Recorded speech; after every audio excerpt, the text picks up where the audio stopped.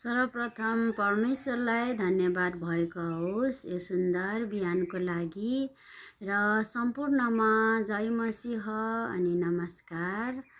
म चाहिँ वचन पाठ गर्न गइरहेको छु। वचन रहेको छ यिर्मया 32 अध्यायको 27 पदमा, सबै मानव जातिका परमेश्वर म हुँ, कुनै कुरा मेरो निम्ति कठिन छ र? आमेन। परमेश्वरले भन्नुभएको छ यो वचन अनि यो प्रतिज्ञा चाहिँ जतिले उहाँको आज्ञा पालना गर्छौँ अनि उहाँहरूको लागि चाहिँ कुनै कुरा पनि कठिन छैन भन्नुभएको छ।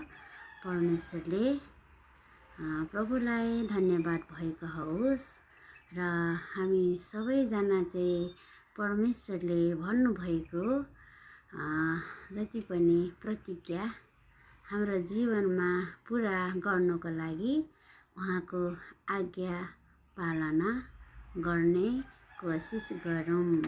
आमेन, हालेलुया। फेरि पनि जय मसीह अनि नमस्कार। आमेन। Okay, bye by.